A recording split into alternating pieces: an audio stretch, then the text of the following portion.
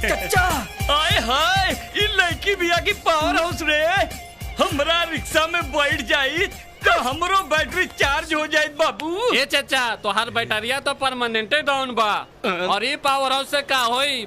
Power house के पूरा tower लग जाए ना तब तो हर बैटरी चार्ज ना हो। ए रिक्शा वाला तेलिया बाग आनंद सिनेमा चलबा।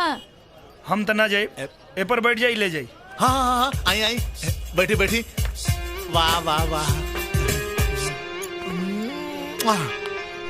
I love you. का बोला हा? तोहरा के ना अपना दोस्त के बोलनी है हमर बोहनी करा देलस।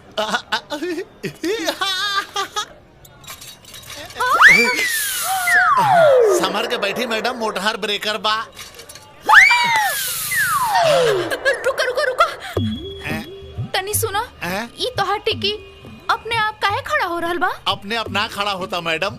जब कोनो लड़की हमरा के छुएली ता हमार टिकी खड़ा हो जाला।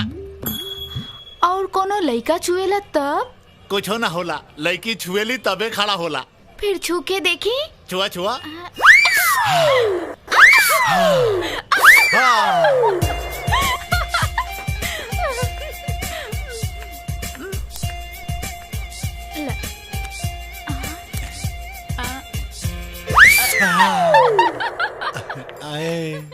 बिना जिंदगी अधूरा माई बिना जिंदगी अधूरा। मेहनत कई के केतनो रुपया कमईबा आचरा के सुख बबुआ को तही न पैबा। सपना न होई कब पूरा।